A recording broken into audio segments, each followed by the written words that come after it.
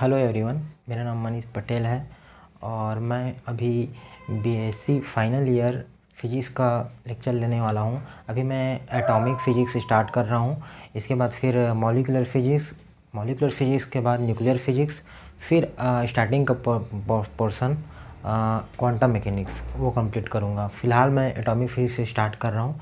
तो atomic physics में सबसे पहले चैप्टर का नाम परमाणविक वर्णक्रम। इंग्लिश और हिंदी दोनों में मिक्स करके पढ़ाऊँगा, लेकिन जनरली मैं इंग्लिश में टर्म को लिखूँगा और बोलूँगा हिंदी में, ताकि दोनों समझ में आ जाए। ठीक है। अब देखो इसमें क्या है, परमाणविक वर्णक्रम चैप्टर का नाम है। पहला टॉपिक इसमें है हाइड्रोजन परमाणु का वर्णक्रम तथा बोर मॉडल द्वारा व्याख्या। ठीक है, ये पहला अपना टॉपिक है। इंग्लिश में क्या है, spectra of hydrogen atom and explanation by Bohr's model या बोर्स थ्योरी बोल सकते हो। ठीक है। देखो इसमें होता क्या है, सबसे पहले मतलब बामर ने हाइड्रोजन स्पेक्ट्रा का अध्ययन किया था। ठीक है। उसमें क्या हुआ, उसने बोला कि जब हाइड्रोजन स्पेक्ट्रा का अध्ययन किया जाता है तो उसमें दृश्य क्षेत्र में कुछ रेखाएं प्राप्त हुई। ठीक है। कौन कौन सी रेखाएं, तो H alpha line, H beta line, H gamma line और H डेल्टा लाइन। ठीक है। इसमें जैसे दृश्य क्षेत्र है तो चूँकि ये विजिबल रेंज है, ठीक है, तो इसमें हम लोग देख सकते थे। तो इसमें हम सबसे पहले लाल कलर दिखाई दिया, फिर हरा कलर दिखाई दिया, फिर नीली कलर दिखाई दिया और उसके बाद H डेल्टा में बैंगनी कलर दिखाई दिया। ठीक है। ये बामन ने जब अध्ययन किया था तब की बात है, लेकिन उसको सिर्फ दृश्य क्षेत्र में यही 4 लाइन बस दिखाई दी, बाकी कुछ भी दिखाई नहीं दिया। लेकिन बाद में जैसे ये तब बामर किया था 1885 के आसपास। ठीक है। लेकिन बाद में समय आगे बढ़ते गया तो 1913 में नील्स बोर ने दोबारा इसका अध्ययन किया। तो उसने पाया कि दृश्य क्षेत्र में H alpha, H beta, H gamma, H delta ये लाइन तो प्राप्त हो ही रही है, साथ में कुछ और भी रेखा प्राप्त हो रही है। वो कौन सी रेखाएं थी, तो जैसे दृश्य क्षेत्र में ये 4 रेखा प्राप्त हो रही है, उसके अलावा पराबैंगनी क्षेत्र में और अवरक्त क्षेत्र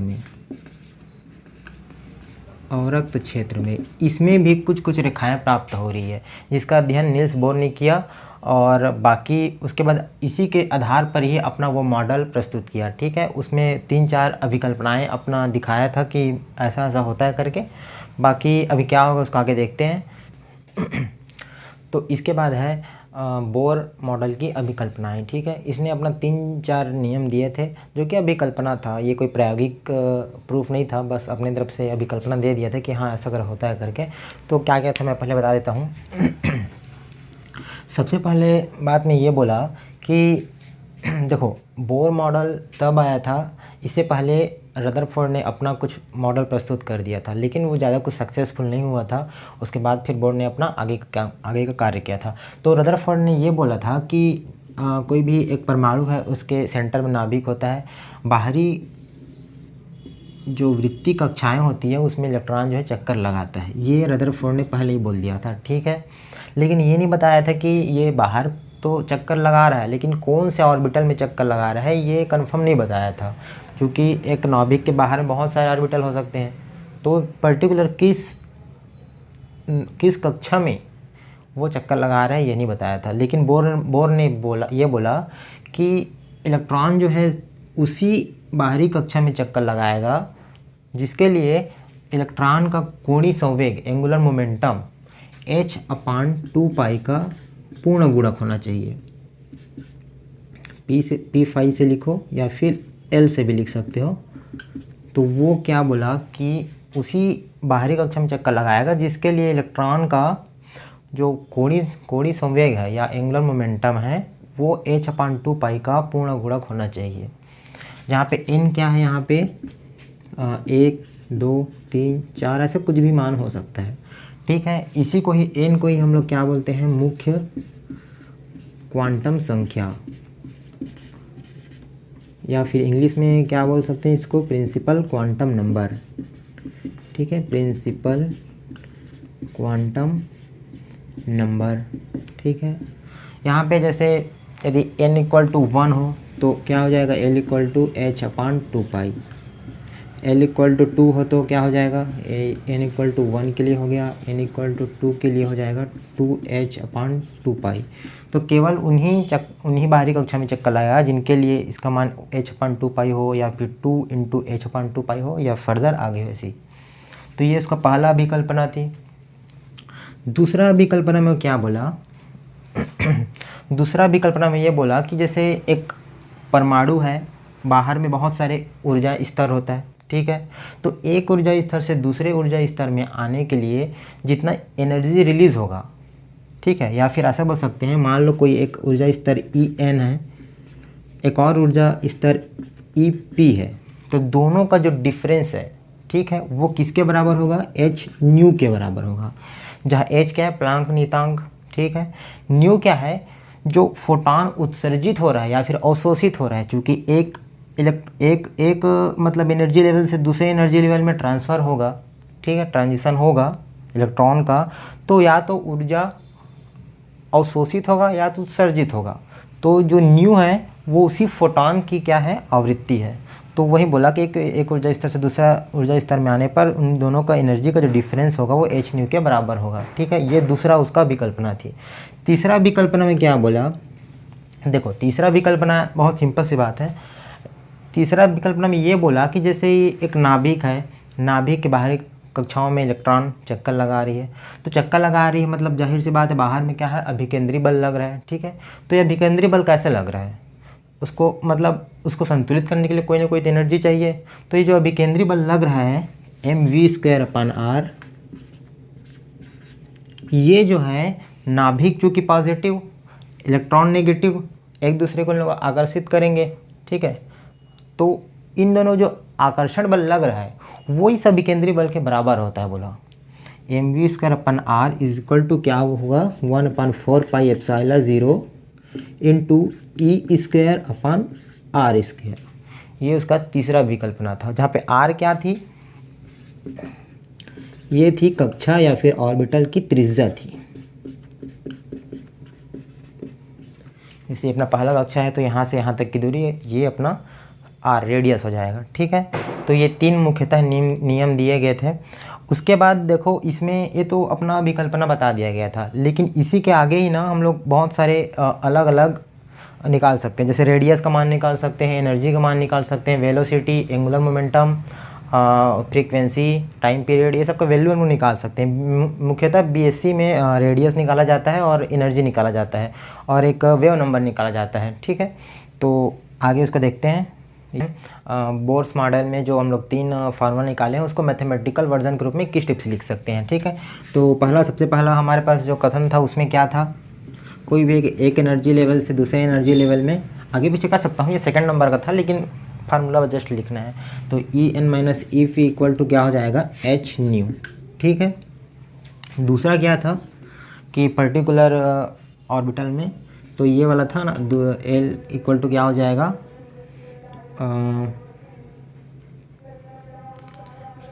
NH/2π, ये वाला फार्मूला था, है ना। इसको हम लोग दोबारा कैसे लिख सकते हैं, और करके, चूँकि L एंगुलर मोमेंटम क्या होता है हम लोग क्लासिकल मैकेनिक्स में जानते हैं, क्या होता है, mv/r। ठीक है, और NH/2π को हम लोग क्या लिख सकते हैं, n तो n ठीक है, h/2π को हम लोग क्या लिख सकते हैं, h क्रॉस लिख सकते हैं। ठीक है, ये h क्रॉस ये लिख सकते हैं। तो ये अपना समीकरण 1 दे दो, इसको 2 दे दो, और अभी हम लोग तीसरा पढ़े अभी थोड़ी देर पहले विकल्पना वाला में, तो उसमें क्या फार्मूला आया था, mv²/r इक्वल टू क्या था, 1/4πε0 E²/r²। इसको समीकरण 3 दे देते हैं। अब हमको मेनली r का मान निकालना है, रेडियस का मान निकालना है, जो कक्षा की त्रिज्या थी उसका मान निकालना रहता है। ठीक है, nth ऑर्बिटल की रेडियस निकालना रहता है। तो इसमें क्या होता है, यहाँ पे पहले मैं लिख देता हूँ, nth ऑर्बिटल की, या फिर हिंदी में लिख देता हूँ, nth कक्षा की त्रिज्या ठीक है। तो कैसे निकालेंगे, देखो इन्हीं 3 जो समीकरण है इसी का यूज़ करके हम लोग निकालेंगे रेडियस का मान, ठीक है। तो देखो यहाँ पे मैं यदि v का मान इस समीकरण से निकाल कर इसमें रख देता हूँ तो हमारे पास रेडियस का मान आ सकता है। कैसे देखते हैं, समीकरण 2 से हम लोग क्या लिख सकते हैं, v इक्वल टू क्या लिख सकते हैं, v इक्वल टू हम लोग लिख सकते हैं NH कट अपान MR, ठीक है। इसका वैल्यू हम लोग इसमें रखेंगे समीकरण 3 में, तो क्या हो जाएगा, पुट इन इक्वेशन 3, ठीक है। यहाँ पे मैं लिख देता हूँ। अब बताना क्या हो जाएगा, v का मान अभी हम लोग निकाले हैं तो NH कट अपान MR इसका square equal to 1/4πε0 E square upon R square, ठीक है। यदि ब्रैकेट हम लोग ओपन करेंगे तो क्या हो जाएगा, MN square H cut square M square R square equal to 1/4πε0 E square upon R square, ठीक है। दोनों साइड से हम लोग यहाँ पे मैं R भूल गया ना, R है यहाँ पे भी R, यहाँ पे V का मान रखे हैं तो नीचे में R बचा हुआ है, ठीक है। अब दोनों साइड से हम लोग यदि R को कैंसिल कर देते हैं, दोनों की स्क्वायर साइड को, चूँकि हमको रेडियस निकालना है, R निकालना है, इसलिए हम लोग R को एक साइड बस रखते हैं, बाकी सबको उधर भेज देते हैं। तो R को इधर भेजे, बाकी को इधर ले आए, तो क्या बच गया, MN square H cut square और उसके बाद 4πε0 नीचे E स्क्वायर। यहाँ पास एक M से एक M कट जाएगा, नीचे बचेगा सिर्फ M, ठीक है। तो ये हमारे पास रेडियस का फार्मूला आ गया, ठीक है। ये हम लोग अभी हाइड्रोजन एटम के लिए निकाल रहे हैं, इसलिए यहाँ पे Z नहीं लिख रहे हैं। यदि हम लोग किसी और एटम के लिए निकालना चाहे तो नीचे में यहाँ पे Z आ जाता है, ठीक है। चूँकि यहाँ पे हाइड्रोजन एटम के लिए निकाल रहे हैं, हाइड्रोजन एटम के लिए Z इक्वल टू 1 होता है, इसलिए यहाँ पे नहीं लिख रहे हैं। लेकिन जनरल जो फार्मूला होता है उसमें यहाँ पे Z आता है, ठीक है। तो ये हो गया R का मान, रेडियस का मान हो गया। अब यहाँ पे हम लोग N का मान 1 रखते हैं, ठीक है। N का मान यदि 1 रखेंगे, H का मान H क्रॉस का मान H/2π रख सकते हैं। H का मान हम लोग जानते हैं, प्लांक नीतांक 6.6 3 × 10⁻³ जूल, ये रख देंगे। 2 × π का मान 3.14, ऐसे करके यहाँ पर पुट करेंगे और बाकी सबका मान रखेंगे। 4πε0 का मान रखेंगे, M का मान रखेंगे 9.1 × 10⁻31 kg, ये रखेंगे। E का मान रखेंगे 1.6 × 10⁻19, ठीक है। इस सब का मान रखने पर यहाँ पे पुट करेंगे तो हमारे पास n इक्वल टू 1 अर्थात प्रथम कक्षा के लिए रेडियस का मान निकल जाएगा, ठीक है। तो मैं पूरा सॉल्यूशन तो करके नहीं दिखा रहा हूँ, आप चाहो तो कर सकते हो, लेकिन इसका मान मैं डायरेक्ट बता सकता हूँ क्या आएगा। जब हम लोग सबका मान पुट करेंगे तो क्या होगा, 0.53 गुणा 10⁻10 मीटर, ये आता है, ठीक है। या तो इसको हम लोग क्या लिख सकते हैं, 0.53 गुणा एंगस्ट्रॉम लिख सकते हैं। तो ये है अपना रेडियस का मान। और यहाँ पे हाँ ठीक है, ये रहेगा हमारे प्रथम कक्षा के लिए रेडियस का मान, ठीक है। यदि हम लोग इसको जनरल फार्मूला में लिखना चाहे तो क्या लिख सकते हैं, R इक्वल टू 0.53 गुणा, चूँकि यहाँ पे n स्क्वायर है, n का मान हम लोग 1 रखे थे तो ये आया था, यदि n स्क्वायर रख देंगे तो और नीचे में अपना Z रहेगा, ठीक है। और ये एंगस्ट्रॉम रहेगा। ये हो गया जनरल फार्मूला रेडियस के लिए। तो इसको ना याद करके डायरेक्ट आप लोग इसको भी याद कर सकते हो, जैसे न्यूमेरिकल आएगा तो उसमें डायरेक्ट इस फार्मूला से आप निकाल सकते हो, ठीक है। n इक्वल टू 3 के लिए बोलेगा तो यहाँ पे 3 का मान रख देंगे, जिस भी परमाणु के लिए बोलेगा उसका एटॉमिक नंबर रख देंगे, फिर वहाँ से हम लोग रेडियस का मान निकाल सकते हैं। तो ऐसे करके रेडियस का मान निकाला जाता है, ठीक है। अब इसके बाद एनर्जी का मान कैसे निकालेंगे वो बता रहा हूँ। इसके बाद फिर हम लोग एनर्जी का मान निकालते हैं, ठीक है। तो सबसे पहले मैं हेडिंग डाल देता हूँ, nth ऑर्बिटल की कुल एनर्जी, ठीक है। हिंदी इंग्लिश मिक्स हो जा रहा है बट चला सकते हो, टोटल एनर्जी ऐसे लिख सकते हो, ठीक है। तो देखो क्या हो जाएगा इसमें, टोटल एनर्जी बराबर क्या होती है, कुल ऊर्जा बराबर स्थितिज ऊर्जा प्लस गतिज ऊर्जा, ठीक है। तो गतिज ऊर्जा प्लस स्थितिज ऊर्जा, ठीक। अब दोनों का हम लोग वैल्यू रख देते हैं, फिर टोटल कैलकुलेट कर लेंगे एनर्जी का मान। तो गतिज ऊर्जा क्या हो जाएगा, 1/2 mv² प्लस, ठीक है। स्थितिज ऊर्जा क्या हो जाएगी, 1/4πε0 E minus e upon r. ठीक, अब इस फार्मूला में हम लोग को अगेन v और r का मान रखना पड़ेगा। v का मान जो हम लोग पहले निकाले थे वहाँ से v का मान निकाल सकते हैं। क्या था v का मान? अपना ये वाला फार्मूला से निकाले थे ना, m v r equal to n h cut. तो यहाँ से हम लोग निकाले थे n h cut upon m r. ठीक है, इसका मान हम लोग यहाँ पे रखेंगे। सिमिलरली r का मान हम लोग यहाँ पर से निकाले हैं, अभी निकाले हैं एन स्क्वायर एच कट अपान, ये वाला फार्मूला हम लोग यहाँ पे रखेंगे। ठीक है, तो रख के देखते हैं। 1/2 एम वी स्क्वायर, वी का मान क्या हो जाएगा, डायरेक्ट मैं लिख देता हूँ अब, n square h cut square upon m square r square. ठीक है, प्लस 1/4πε0, यहाँ पे हो जाएगा ई स्क्वायर माइनस का। ठीक है, और इसको मैं माइनस को मैं सामने ही ले आता हूँ, तो ये माइनस हो जाएगा ई स्क्वायर अपान आर। अब यहाँ पे आर का मान रखेंगे। ठीक है, आर का मान हम लोग यहाँ से रख सकते हैं।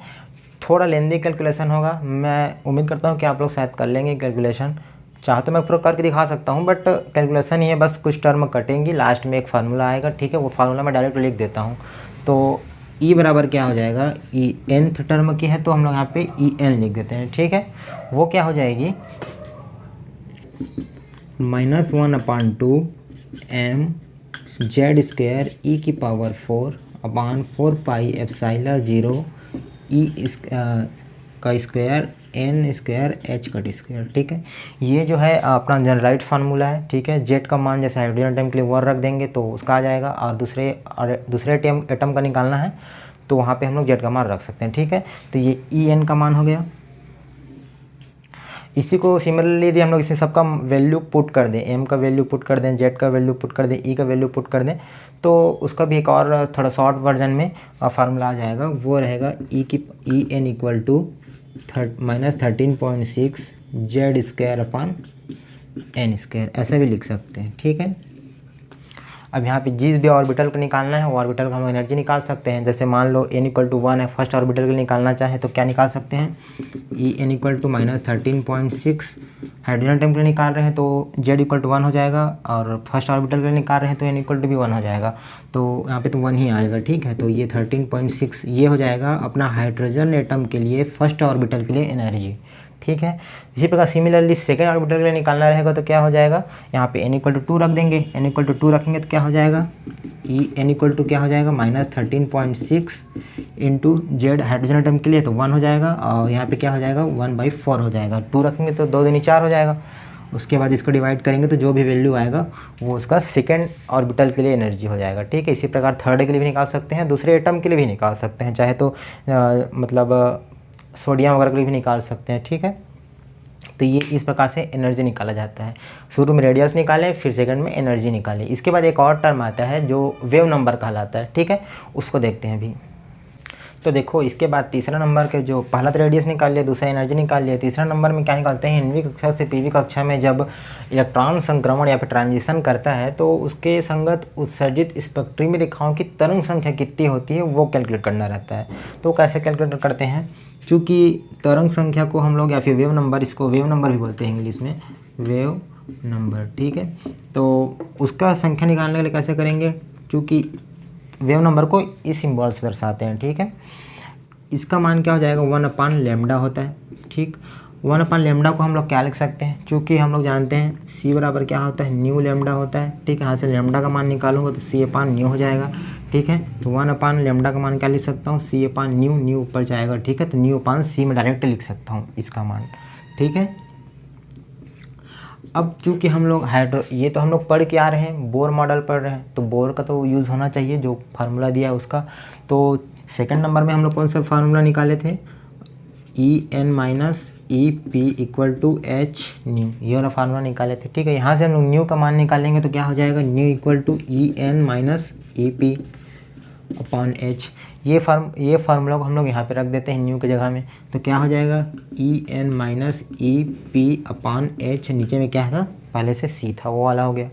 अब ये E n और EP क्या है, तो nth जो एनर्जी लेवल है उसकी एनर्जी और जो P पी एनर्जी लेवल है उसकी एनर्जी, बस वही अलग अलग एनर्जी है, दोनों को हम लोग माइनस कर देंगे और अपान में HC कर देंगे, तो हम लोग किसका मान निकाल सकते हैं, सीधा वेव नंबर के मान निकाल सकते हैं। ठीक है, अब En मतलब कौन सा, जो इससे पहले जो एनर्जी निकाले हैं बस वही है, उसमें एक में N रखना है, एक में P रखना है। ठीक है, तो मैं डायरेक्ट यहाँ पे लिख देता हूँ क्या फार्मूला आता है, R1/P² - 1/N², ये जो है वेव नंबर का फार्मूला आता है। ठीक है, यहाँ पे अब नया टर्म आ गया R क्या है, R यहाँ पे कहलाता है रिडबर्ग कांस्टेंट। ठीक है, रिडबर्ग नियतांक या कांस्टेंट। ठीक, जब हम लोग इसको डेरिवेशन करेंगे यहाँ पे दोनों का मान रख के, तो बस यही आता है। यहाँ पे जो कांस्टेंट जो बचेगा बाहर में उसको हम लोग सीधा डायरेक्ट R नाम दे देते हैं। R क्या था, और रिडबर्ग कांस्टेंट, इसका मान क्या होता है, इसका फार्मूला के रूप में यहाँ पे कांस्टेंट जो रखे हैं उसका मान डायरेक्ट क्या लिख देता हूँ मैं, क्या होता है 2π² me⁴/CH³ 4πε0 उसका स्क्वायर। ये जो बाहर निकला था बस उसी जगह में डायरेक्ट हम लोग सीधा कांस्टेंट रख दिए R। इसका अगर वैल्यू निकालना चाहे तो क्या होता है 1097 सेंटीमीटर, ये इसका वैल्यू होता है। ठीक है, तो ये वेव नंबर भी निकल गया। ठीक है, इससे पहले एनर्जी निकाले थे, उससे पहले रेडियस निकाले थे, बस 3 ही चीज़ निकाला जाता है मेनली, तो उसके बाद फिर कंप्लीट हो जाता है। ठीक है, इसके बाद में एक और पॉइंट आता है चौथा नंबर का, वो जो हाइड्रोजन स्पेक्ट्रम जो है उसको वो बोर मॉडल में डिटेल से अध्ययन किया गया। ठीक है, तो वो जो है मैं एक अगला पार्ट बना दूंगा, इसका ज़्यादा बड़ा वीडियो नहीं बना रहा हूँ, छोटा छोटा ही वीडियो बना रहा हूँ, तो वो फिर नेक्स्ट वीडियो में पार्ट 2 करके मैं डाल दूंगा, तो वो देख लेंगे। उसमें क्या है, पूरा हाइड्रोजन स्पेक्ट्रम का डिटेल में थोड़ा सा बताया गया है, कौन कौन सा श्रेणी प्राप्त हुआ था और ट्रांजिशन कैसे होता है वो सब। ठीक है, तो वो और उसका बोर मॉडल का जो कमी थी उसको मैं उसमें एक लेक्चर में कंप्लीट कर दूंगा। ठीक है।